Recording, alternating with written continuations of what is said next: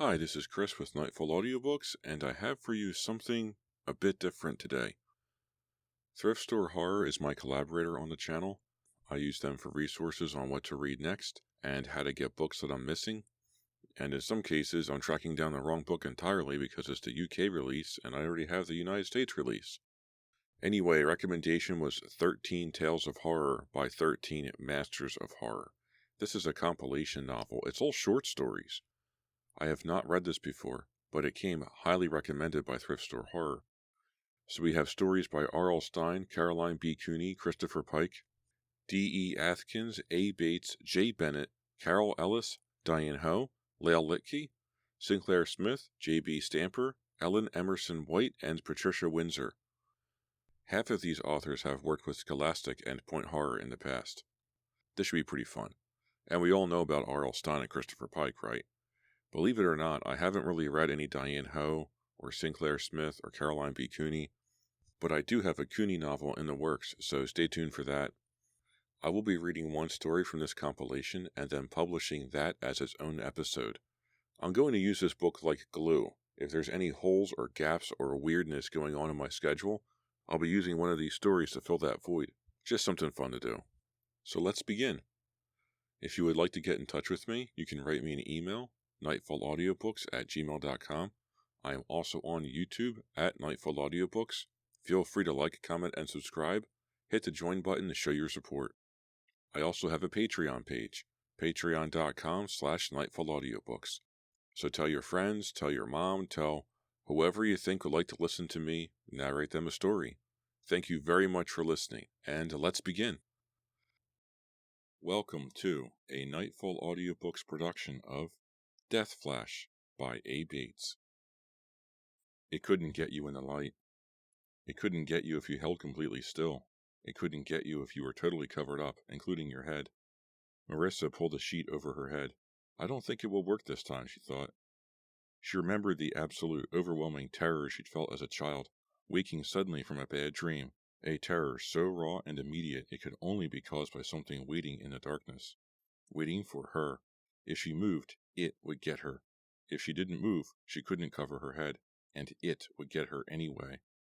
She had recognized the dilemma even as a child, a dilemma so impossible and so horrible that she'd been certain she would die of fear and indecision whether it got her or not. Now she shuddered. In the still, hot darkness, she could almost hear the sweat as it rolled across her face. Only this isn't a nightmare, she told herself starkly. This is real. The rules only work for nightmares. It's going to get me. Unless I get it first. The idea startled her, and she sat up beneath the sheet, careful to keep herself fully covered. If I could get it first, how could I? The thought of stalking it made her laugh, though she immediately wished she hadn't. The laugh sounded forced, hollow, too loud for the fragile illusion of safety she'd carried beneath her sheet. She thought back to when she'd first seen it, trying to see the events in a new light, to find some kind of weakness in it, perhaps a weakness she might use to fight it. She left the high school late that Thursday because she stopped for help with her math. She had to pick up her little brother at the junior high and take him to soccer practice at the Y, so she'd taken the back roads, the shortest way. The back roads led through the old part of town, the crumbling buildings, the trash-strewn alleys, boarded windows, and people who always looked pinched and cold. 3rd Street seemed even darker than the others when she turned onto it, dark as if night had fallen early, or as if daylight couldn't quite penetrate the grime. Dusk hung like a mist. Marissa leaned forward, peering intently through the windshield. Alley entrances loomed suddenly, stark and eerie in the dimness, and it was difficult to see where gutters left off and sidewalks began. She drove carefully but quickly, eager to leave the area and its mist behind. Headlights would help, she thought, reaching for the switch. From the corner of her eye, she caught the streak of motion and turned her head in time to see 2 cats leaping from an alley, yowling, leaping as if propelled, straight in front of the car. The thump was sickening. Marissa knew she hit at least one of the cats. Her legs shook as she braked. Her hands shook as she turned off the engine. "Oh, no, no, no," she chanted, pleading. "No, I didn't mean—" She jumped from the car, begging the cats to be okay, but at least one of them was not okay. A huge black and white tom was howling in pain, rolling and thrashing, aiming itself in a mindless, crippled scurry away from the alley. The other cat was nowhere to be seen. Lie still. Why won't you lie still? Marissa thought helplessly.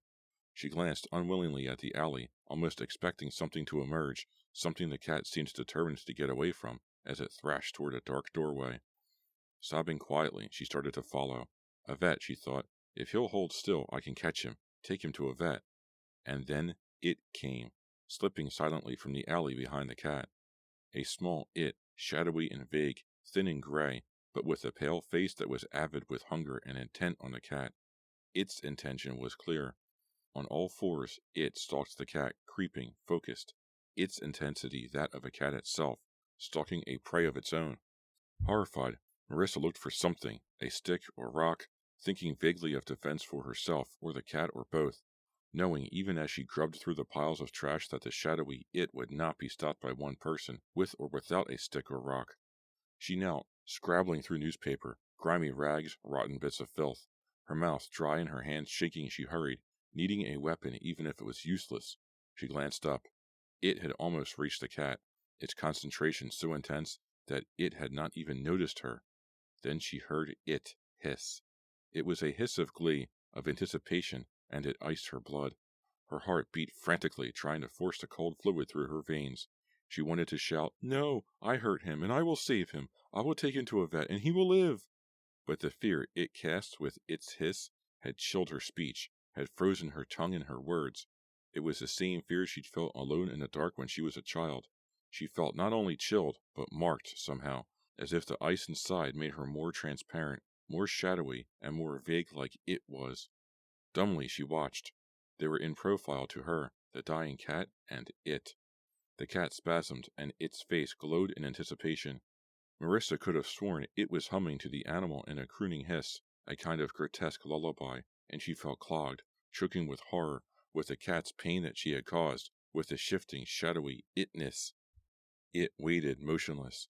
The cat spasmed again, then lay still. It hovered, its face rapt. There was a sudden, small flash of light, a tiny yet brilliant cat-shaped glow that seemed to be released from the animal as it died. Then it pounced, mouth open, swallowing the light. Marissa's stomach heaved. Horrible, she thought. That was horrible. Sudden grayness replaced the icy hold she had felt, and she fell forward in a faint, waking face down in a pile of trash. She looked, but it was gone. The cat's body lay empty where it had died. The icy shadow it cast still hung over the alley, but the strength of it was less immediate. She could think again. Marissa remembered her brother. She glanced at her watch, unable to believe that barely 15 minutes had passed since she'd run over the cat. She wanted to bury it, but she couldn't even bring herself to touch it. Finally, she upended a trash bin to cover the shrunken body and gave a small scream as the other cat, an orange cat, jumped out from beneath the bin. Without pausing to think, she grabbed it, ignoring its struggles to escape, as she placed the bin over the other dead cat. I can't leave you here, she thought. She ran to her car, wrapped the orange cat in her jacket, and leaped into the driver's seat, squealing her tires in her haste to get away. She felt soiled, contaminated, marked by something worse than filth. Her knees felt jellowed, and it was an effort to move her foot from the floor to the clutch when she had to shift gears. "You're late," Robbie announced, clambering into the car in a flurry of elbows, knees, and noisy energy. "Wait till I tell Mom. What's the matter with you?" I ran over a cat," Marissa whispered, and suddenly she was sobbing aloud, tears running down her face. "This cat?" Robbie unwrapped the orange cat, stroking it gently, murmuring to it. "This guy's fine," he said. "Scared, but fine. You must not have hit it." "A different one," Marissa said. "A big one. He ran right under the wheel. But I think it scared him into running so he would die, and then it... You killed him?" Robbie's eyes darkened with the thought. "No wonder you were late." He patted the orange cat. "She's purring," he announced. "Did you see the other cat die?" he asked Marissa. "Did you see anything come out of him? A cloud, maybe?" "What do you mean?" Marissa asked sharply. "You don't have to yell," Robbie said. "We were just talking. In science, you know. The teacher said some scientists believe if you have the right equipment, you can measure death. I just wondered if you could see something, too. Do you think we could drive now? To practice? Coach is going to yell at me for being late." Marissa started the car and drove them from the lot. "How can you measure death?" she asked. "You mean that machine that keeps track of the heartbeat and beeps when they get a flat line?" Robbie shook his head impatiently. "Not hospital machines," he said, his tone saying dummy. "Like radiation measuring machines?" Marissa glanced at her brother. I remember reading something about that. I think I still have the magazine. She turned the corner, moved into the right-hand lane. Her insides were shuddering as she remembered it, the avid expression, swallowing. She pulled up in front of the Y, and Robbie hopped out of the car. Mom's going to pick me up. Thanks for the ride. He ran off, shouting, bye, as he headed for the door of the Y. Marissa waited until he was safely inside, then drove home. She rewrapped the cat in her jacket and carried it inside. It seemed calmer now than it had by the alley. Robbie had that effect on animals. But when she put the cat on the kitchen floor, it stiffened again, its eyes wide and frightened, ears quivering. Quickly, Marissa poured a saucer of milk and tore out some bologna slices. The cat gulped the food, then slunk from the kitchen, darting quick glances in all directions, hugging the walls as it headed down the hall, in search of a hiding place. It sniffed at doorways, finally stopping at the door to Robbie's bedroom. It looked up at Marissa. I guess he won't mind, Marissa said, opening the door. The cat scurried inside and under the bed. Marissa found 2 boxes. She lined one with old doll blankets, the other with a plastic garbage bag. She shoveled a few scoops of dirt into the plastic-lined box and set the improvised litter pan near Robbie's desk. The box bed she placed near Robbie's bed. Then she lugged a carton of papers, books, and magazines from the basement to her bedroom and sat down to read. She had a pile of books and magazines in front of her when she finally found the article. As she read, her stomach knotted, her lungs froze. A sense of unreality enfolded her as she digested the words. She threw the magazine from her, knocking over her stack, and left the house quickly, almost running as if she could run away from the information. Okay, she told herself, forcing herself to slow down and walk calmly up the street toward the park. Summarize it, translate, put it in English. Okay.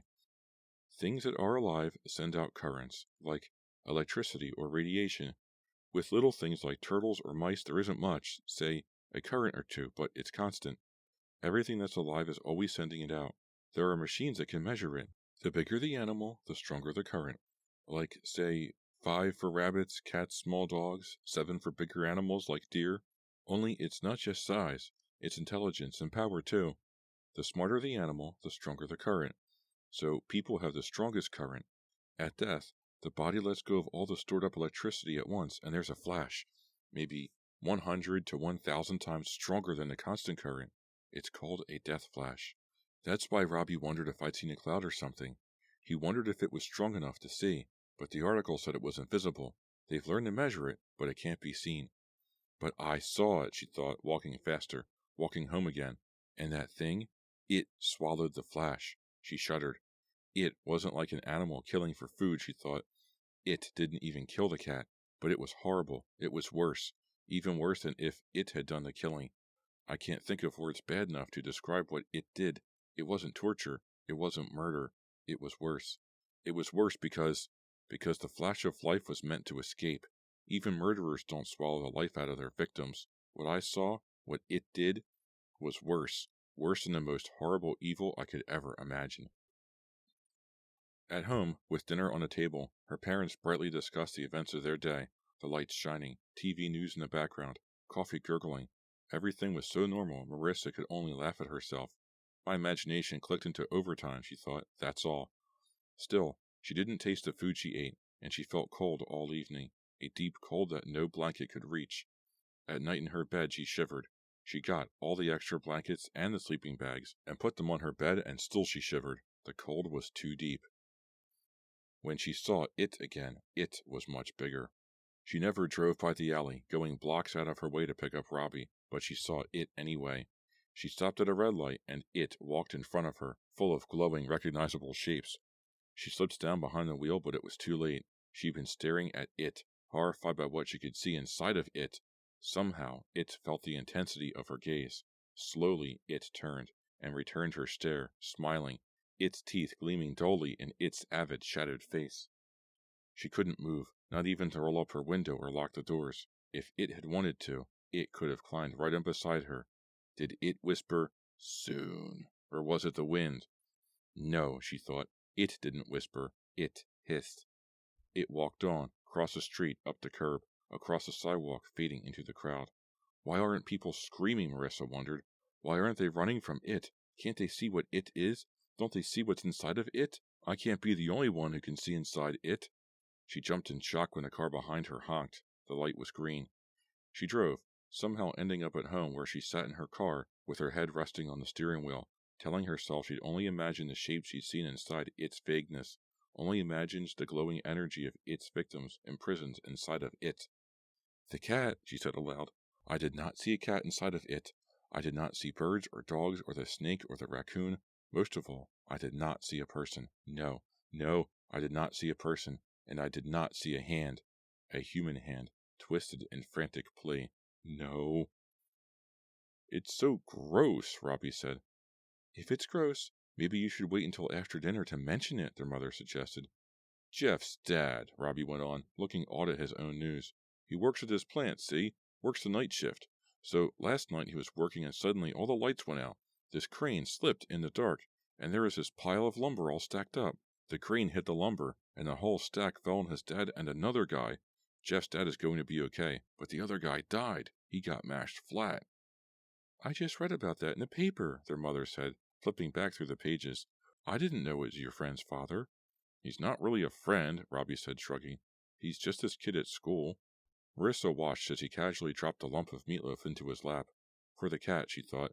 So far, Mom hasn't complained about it. Of course, the cat stays in Robbie's room. I don't think it has ever come out. Here's the article, their mother said. It says the man probably died of massive internal injuries. She read silently for a minute, then said, Listen, the paper says the other employees wish to extend their thanks to the anonymous passerby who stopped to give the man mouth-to-mouth resuscitation. They didn't get the passerby's name. How nice of him to stop and help. The rest of the conversation swirled around Marissa, but she didn't hear it. She put her hands on the table, needing a solid support to keep from fainting. The gray roared in her ears. Anonymous. Passerby. That wasn't someone who stopped to help, she thought. It was that thing. That it. It was waiting for the Deathflash. She tried to tell her family. The words formed, fumbled, fell back inside without being spoken. Even her thoughts fell back without completing themselves, landing inside as gray clumps. All of her thoughts were gray except one. It will want me. It wasn't very big or strong at first, she thought. It started small, with animals, but now... She thought back to when she'd seen it at the stoplight, when it stared right at her and hissed. It had never seen me before, she realized, and the realization was like a blanket of ice dropped over her. She shivered. It came when I was little, but I hid under the sheet. It didn't see me. In the alley, it couldn't see anything but the cat, but now it knows. It knows that I saw it, recognized what it was. Nobody else saw what it was, but I did. It knows. That thought was red, glowing, burning. It will want me. She went to bed, feeling better in the morning. She felt better every day that she did not see it. A few weeks later, Robbie came to her room at bedtime, bringing the cat, looking troubled. She's got something wrong with her, he said. She's getting fat. I think she's eating herself sick. Sometimes she cries when I pick her up, like her stomach hurts. Uh-oh, Marissa said, reaching over to feel the cat's stomach. She's going to have kittens, Robbie. Mom's not going to be too happy about that. Robbie's face brightened momentarily, but then he looked troubled again. And she never goes out of my room. I try to get her outside for some fresh air, but she just fluffs all up and looks terrified. Could she remember the other cat getting run over? Marissa looked at the orange cat purring under Robbie's petting. She remembers it, she thought. It's like she has bad dreams, too, he went on. She cries in her sleep sometimes. I'm really worried about her. Do you think cats can go crazy? I think she might be crazy, Marissa. She's okay as long as I'm there with her, but when I come home from school, she's always huddled up with her fur fluffed out like she's been standing like that all day. But why? Why would she be so scared? Even remembering the other cat getting run over wouldn't make her afraid of my room. It's more than just the other cat getting run over. Marissa took a deep breath and told him about the alley, the stoplight, her words coming reluctantly at first, then spilling out. I was terrified when I saw it, she said, and I'm a thinking, intelligent human being. A cat would be more than terrified. Robbie shrugged. Marissa thought he looked as if he half disbelieved her story, as if he thought she were telling ghost stories like she used to when he was little, to scare him into obeying and going to sleep when she had to babysit. I'm not making this up, she told her brother. It's pretty weird, Robbie said. I know, but look how your cat behaves. We saw the same thing, Robbie. It scared me, and I'm never scared. Except by things that wait for me in the dark, she admitted silently. I'm not a chicken, Robbie, but this scared me. I mean, really scared me. Robbie frowned, but he looked more believing. Well, what is it then? He shrugged. Is it a person? This time Marissa shrugged. I don't know, she said, but I think it's been after me since I was little. Remember all those stories I told you? They were real. They were about it. Marissa? Robbie took her hand, looking shy. At the stoplight? You said other people didn't run from it. Do you think they couldn't see it? I mean, they could see it, but do you think they couldn't see what it really was? I don't know what to think, Marissa admitted. I know what I saw. I know that no one else seems to see it for what it is. If they'd seen the shapes inside of it, they'd have screamed. They didn't scream. They didn't run. So they can't have seen it the same way I did. Marissa? Robbie looked troubled again. I've been thinking. Did you ever notice how some people are special sometimes? Some people seem to be born with great minds for science. Some people have just the right bodies to be famous athletes. You could have been born to be able to see things like that, evil things, and recognize them. If you could see it, if you're special somehow, and if it noticed, is it going to come and get you? What I mean is, I'll help you. If you're in danger, let me know. I'll help. So now here she was, hiding in bed, huddled beneath the covers, waiting. It wants me. The thought was red, glowing, burning. It wants me. Thinking back hadn't told her anything new, nothing that would help her fight it. Instead of freezing in bed, Marissa roasted. The knowledge that it had seen her cooked her, and sweating, she struggled up in bed, burning. She threw the covers aside, kicked them until they slumped in a pile next to the bed. Now she was only covered by the sheet. Sweating, trembling, trying to quiet the rustle of the sheet, she waited for it to come. The absolute, overwhelming terror of childhood bathed her, a terror so raw and immediate it could only be caused by it, waiting in the darkness, waiting for her, waiting as it had waited when she was a child. She was certain she would die of fear whether it came for her or not. She straightened her body beneath the sheet, listening, stretching her awareness. It was not in the room. It was near, though, she could tell. It had marked her. It knew she'd seen the shapes inside. It knew now, for sure, who she was. It had whispered, soon. Tonight, Marissa thought numbly. It will come tonight. I can't stalk it. It's too late for that. It's stalking me. Her thoughts began tumbling. It didn't kill the cat. I did. But it made the cat run under my car, so it would be dying and it could swallow the Deathflash. It made the lights go out, so the men couldn't see what they thought they were doing, so they hit the stack of lumber, and it could get another Deathflash. It doesn't exactly kill. It arranges death. It'll do something, scare me to death probably. Then it'll feed on me, and after that, after it's grown stronger, it'll go on after more. Marissa shook her head, interrupting the wild thoughts. Sweat ran down her eyes, stinging. The sheets were sodden with sweat. Her nightgown was drenched. It only makes death possible. It doesn't kill. I'm not lost. I won't let myself be lost. I'll do something. Only fear keeps me from doing something. I just won't be afraid. What are the rules? It can't get you in the light. It can't get you if you hold completely still.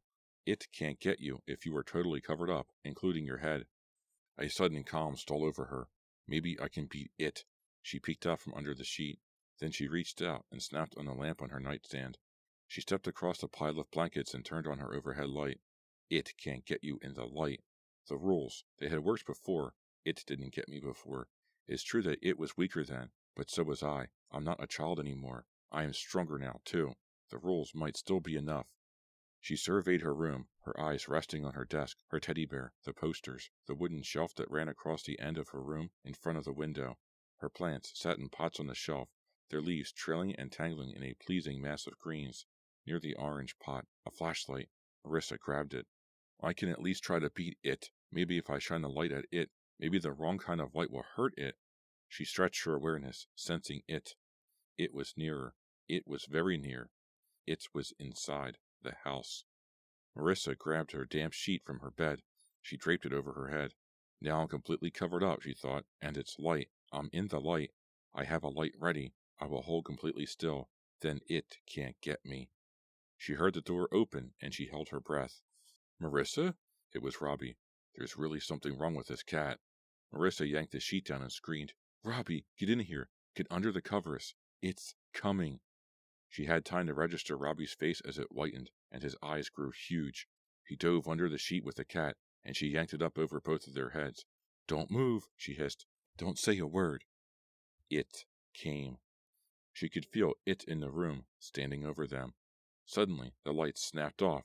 And Marissa thought, of course, it made the lights go out in the factory. It makes its own darkness. The sheet rustled as they breathed, and suddenly Marissa realized that no one can hold completely still. People have to breathe, she thought. We're still covered up, she thought numbly, but we can't stay here forever. She waited. The cat seemed to be having convulsions of some kind, but Marissa couldn't worry about a cat, not when Robbie was huddled next to her and a shadowy, evil it lurked inches away, waiting. She weighed her options. Sooner or later we have to come out, she realized. We can't stay covered up forever. If we don't come down in the morning, Mom and Dad will come up to see what's wrong, and it'll get them. We don't have any more choices. I have to try the flashlight. Maybe a light will kill it if it's aimed right at it, right when it thinks it will get our flash. She pulled the sheet from her head, flipping on the flashlight at the same time. Nothing happened. There was no beam of light from the flash. Dully, she thought, dead batteries, dead us. She could barely see it, illuminated by the glowing shapes it held captive inside, but she could feel it, its mouth gaping and the horrid dread, the evil emanating from it. Her heart pounded so hard she thought it would burst right out of her throat. So this is what it feels like to die of fright, Marissa thought, her breath coming fast and shallow. I just wish Robbie weren't here too. Suddenly, there was a beam of light, a light that illuminated the it as its jaws opened wide and it swallowed avidly. For an instant, there was a gleam of triumph in its eyes, and then it screamed in agony. It writhed, retching and coughing. It fell to the floor and burned, lit from within by the softest, most beautiful glow Marissa had ever seen. Then it flashed, giving off its own death flash. The captive shapes flashed too, in rapid sequence like miniature fireworks as they escaped.